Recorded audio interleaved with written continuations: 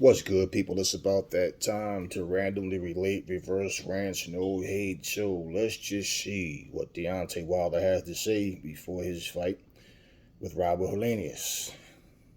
His incredible record 42 wins, 2 losses, 1 draw, 41 wins coming by way of knockout, coming off of an epic trilogy with Tyson Fury. Every man that has stepped inside the ring with this man has tasted the canvas in one way or another. He has been training like I've never seen him before. He's extremely focused and ready to rock. Ladies and gentlemen, please welcome the former heavyweight champion of the world, the Bronze Bomber, Deontay Wilder. D, how are you, my friend? What's up, Ray? What's up, Ray? You never fail to impress, baby. You know what? I'm always excited to see you inside the ring because it's electricity and excitement and energy. As we are 11 days away until your matchup at Barclays Center, the return of the Bronze Bomber. Oh, how are you feeling? I mean, look, I've been watching the stuff on social media like everybody else. Over 500 rounds that you put in one particular area. But what do you want to tell the public and the media? Well, now I'm at 600 and some rounds now. Wow. But it's exciting times, especially for the heavyweight division. And I'm looking forward to October the 15th at the Barclays Center with Robert Helenius.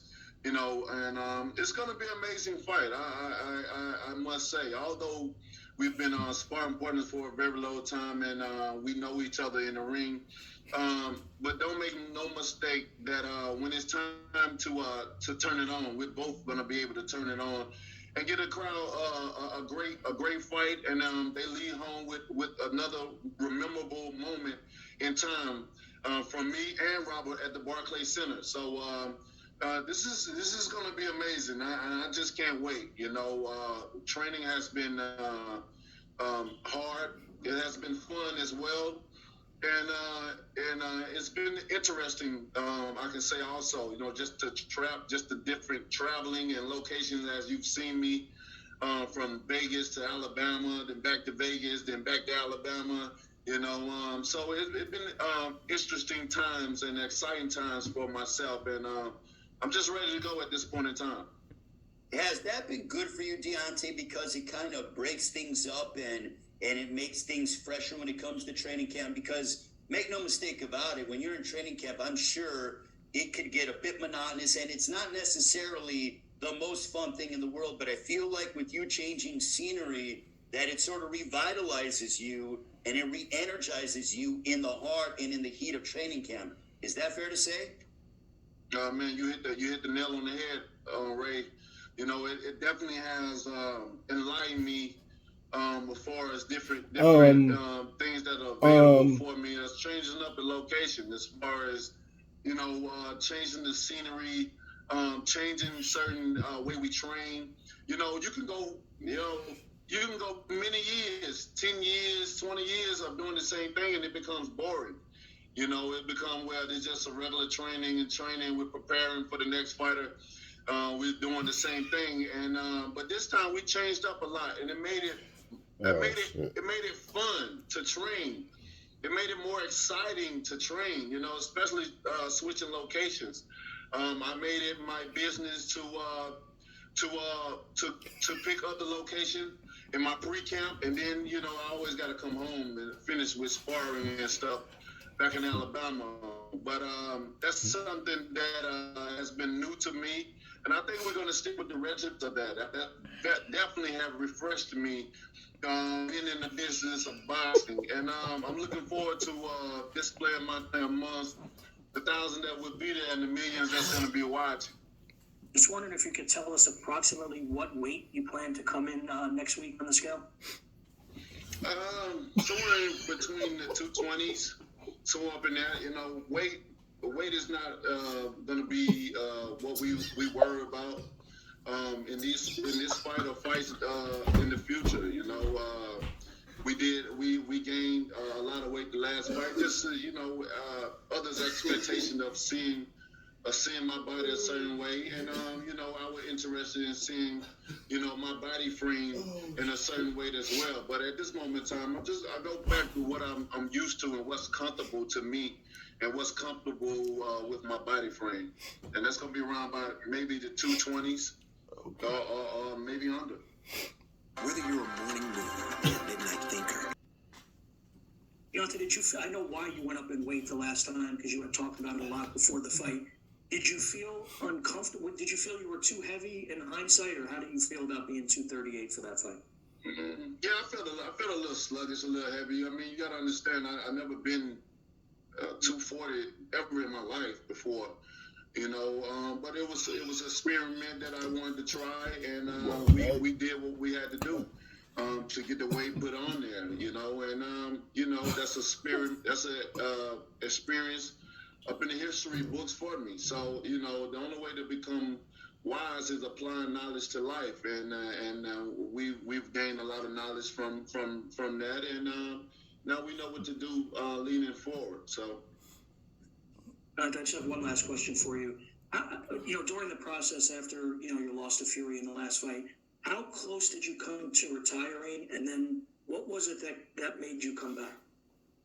Well, I was like 85% out, maybe 15% in. I just felt like I accomplished so much. I've done so much within the business of boxing.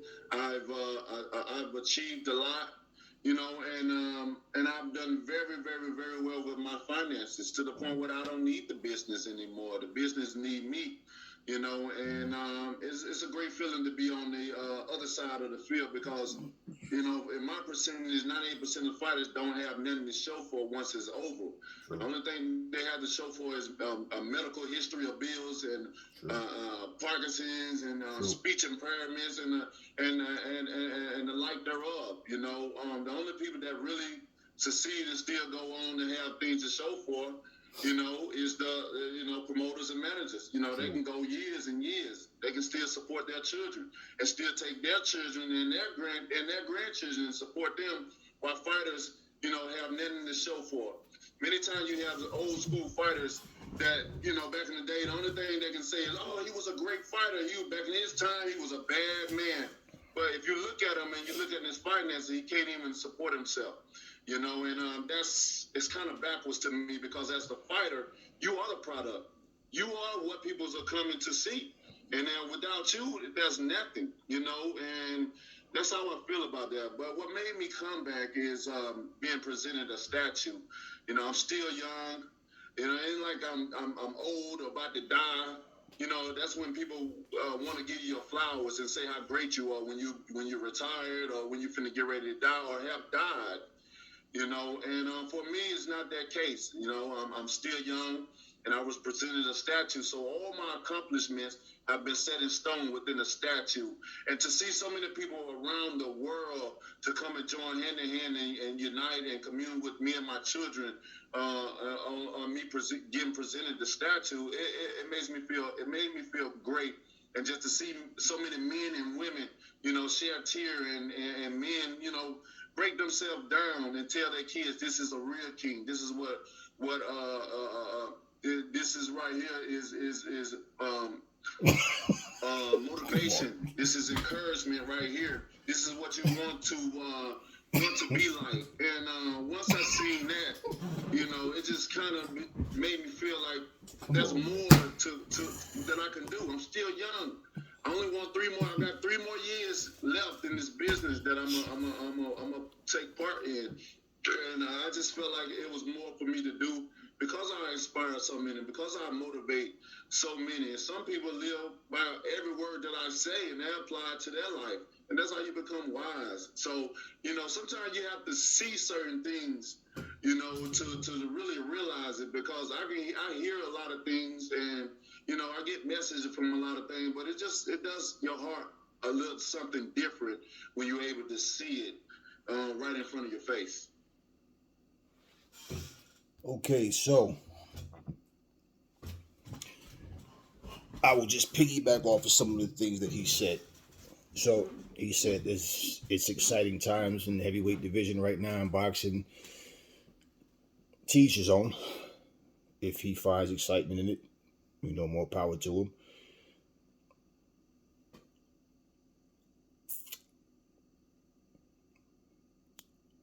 He also talked about his finances. He said he accomplished so much. So basically, his big paydays came from fighting against Fury. And we are aware of that. Now, in terms of his resume, yes, he's only not knocked out one fighter, and that's Fury. But aside from Fury, he has no other elite names on his resume. We already know that. And basically, I don't think Luis Ortiz is trash, but I don't think Luis Ortiz is nearly as good as people said he was. In fact, if he was, he would have beaten Wilder. The type of boxing skill that you guys try to say that he has, nah, it's not as good as people say. Okay, Deontay has done well for himself, despite his lack of competition. He managed to get himself in that position where he did finally get the really big paydays he wanted.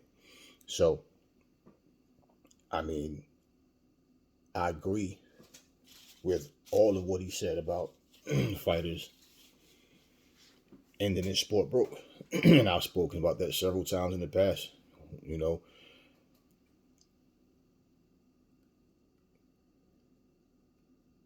I think that is really shitty that a fighter, ends up broke. And like you said, I've been saying this for the longest, the promoters can continue to work.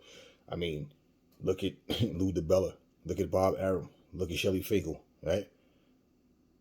Can't fight when you're the age, but you can still promote.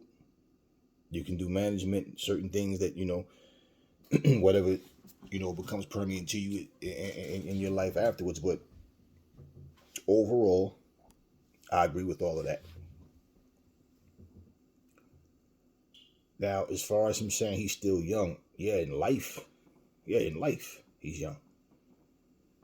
In terms of boxing, if he feels like he hasn't lost anything, if he feels, that he's ready to go, then hey, I can't tell that man how he feels.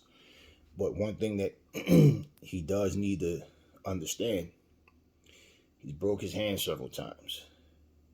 One thing I will say about fighters, when they start slipping, you see it before they do. The way they throw their punches, the stiffness, how they push their shots, how it looks like they have to lift their legs to move. They can't just, whatever it may be. The reflexes aren't the same. Like, you start to see it before they do.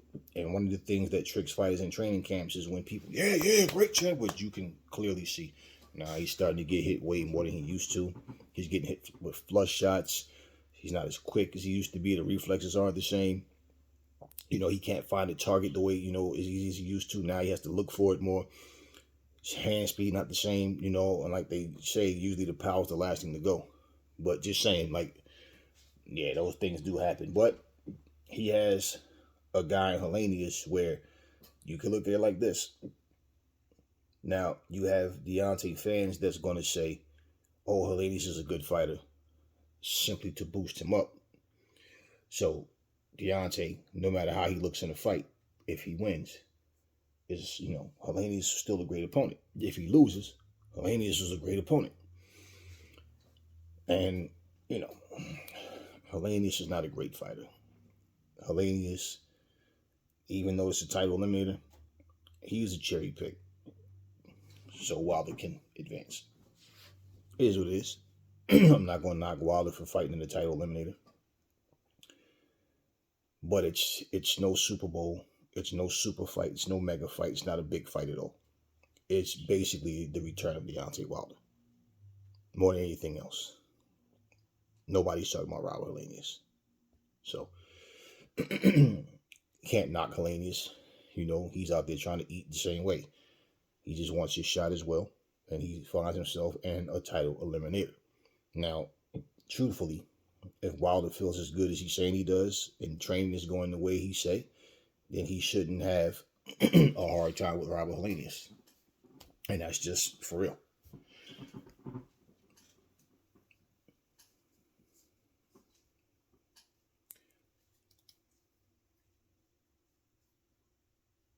Robert Helenius is a humble guy. He's not a big talker. I don't know what he's getting paid for this, and I really don't care. That's none of my business. But basically, it's probably going to be the biggest payday he's had so far. And in that sense,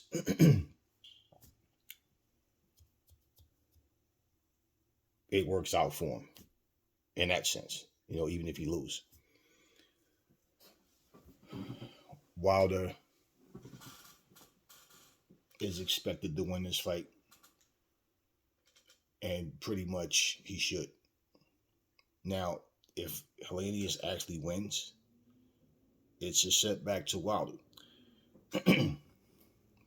When you are no longer relevant to boxing, you got to find a new you. So you're gone.